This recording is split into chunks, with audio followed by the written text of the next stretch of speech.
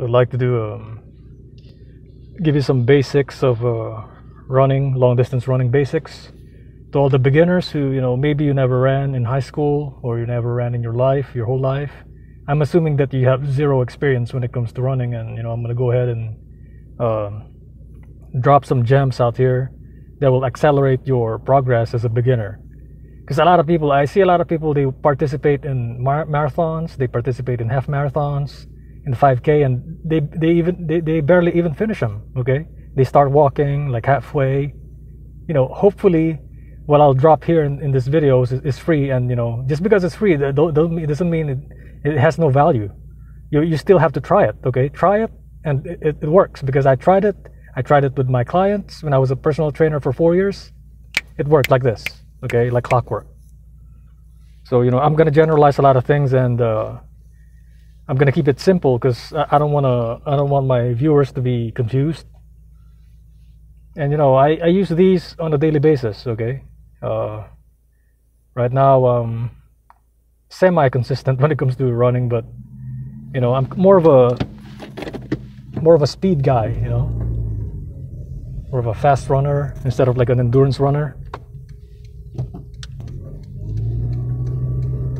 And you have to play your strengths. Okay, you have to play your strengths. If you're weak on speed, then work on speed. Okay, if your body type is although I don't really believe in body type, because you can alter your fat content and muscle ratio and things like that, and not muscle ratio but muscle size. You can alter it through weightlifting, or you can turn yourself into like a really skinny person like Eliud Kipchoge, or you can develop your thighs like Bekele, Kenenisa Bekele. But what I like to tell you is know yourself as a runner in the beginning. Know yourself as a runner, and play with your strengths. Okay, stick with your strengths. Stick to what works for you. If it doesn't work for you, then don't do it. It's that simple. Okay, it's really that simple. Now, if you are the endurance type, if you are slow but you can run for a long time, if you're just basically a slow runner but you can run for several minutes for a long time, then I'm not gonna get into the type 1, type A1 fibers, this and that. I'm not gonna get into that. But just know that know your strengths. Okay, and play with that, and try to develop your weakness along with your strength. Okay, and you can do that with the trainings that you do. Step 2 is build up gradually. Let me say that again. Build up gradually. Do not try to drop a 4-minute mile, 4-minute mile speed, 4-minute per mile speed, unless your body is ready for it. Okay, don't do that shit, man. You're gonna hurt yourself. I can do it because I practiced. I can do it because I've had the experience. Okay, military 9 years, 4 years as a personal trainer. We run on a daily basis too. In the military, we run on a daily basis. My body's used to running.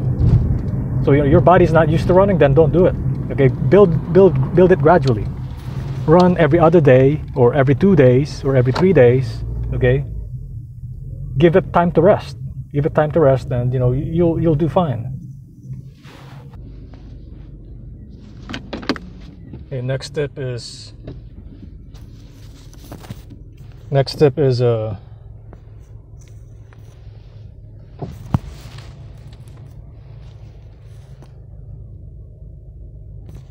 hydrate the day before you go out on a long run. You're doing a slow, easy run like I am. Maybe you're going 20 kilometers or 15 kilometers, maybe depending on how far your long run is, or even 25 kilometers. Okay, it doesn't really matter. What I'm saying is hydrate the day before. Okay, drink water. You know, get your sodium in, get your potassium in. Eat some bananas. Okay, especially potassium, because that's what's gonna get rid of soreness. It will help clear up your soreness. It will help with the soreness a little bit, not too much, but a little bit. Okay, but that'll be a different video. There'll be like a foam rolling and, you know, a lot of heat therapy, massage, and all kinds of things like that. But that'll be a different video. I want to keep this video simple. So hydrate, you know, eat some carbohydrates. Don't believe in that protein myth, man. Because I know in the States, especially here in America, we got this belief that, you know, you lose muscle, blah blah blah, this and that. You're gonna lose a lot of protein if you don't eat meat, if you don't drink whey protein, if you don't drink casein protein, if you don't drink this, if you don't, you know, eat more protein, blah blah blah, protein this, protein that. It's a hoax. It's okay. Think of it this way: like, how come the champion runners are always from Kenya, are always from Africa, okay, Ethiopia or Kenya or somewhere in Africa? How come they're always from there and not from here when, you know, meat is very expensive in Africa, okay? Not everybody can buy meat over there. That's why a lot of the runners, they eat, you know, ugali, they eat, what's the name of that? Injera, injera bread from Ethiopia, okay? They're eating a lot of carbs, and what is carbs for? It's for energy. You know, and then you wonder why you have no energy to run. Of course, you're not gonna have any energy to run because you've been eating a lot of meat. Okay, your body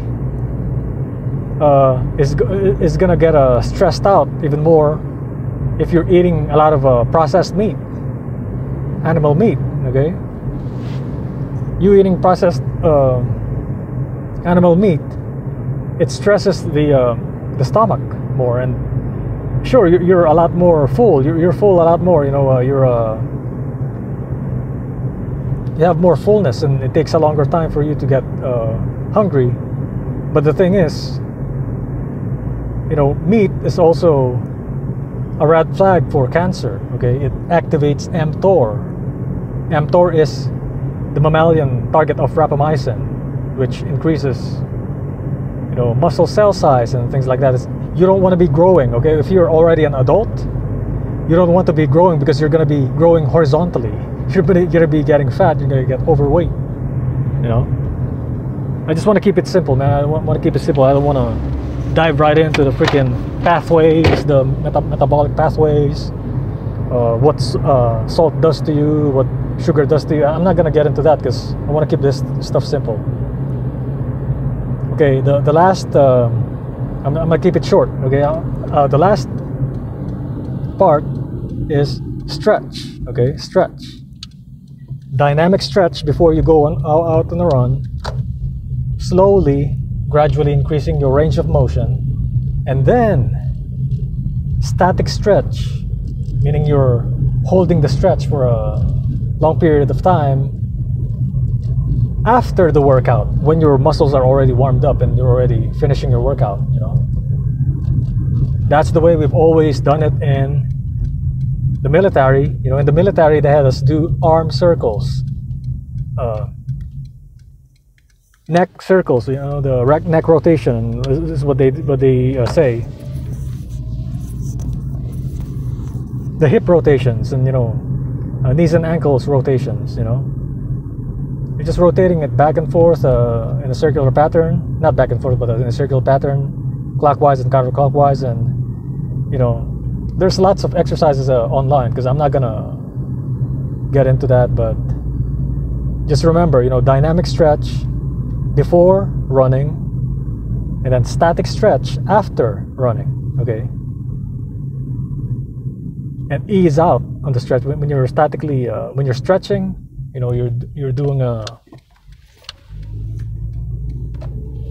when you're holding the stretch for a long time, you're supposed to breathe out. You breathe out as you stretch, as you hold the stretch. You know, Breathe out and then stretch. Exhale and then stretch. And don't hold the oxygen in because you want the oxygen coming out. I mean the carbon dioxide coming out, you know. Don't hold the breathe in too much. That's a good way to get a cramp also. That's it for this video. Peace out.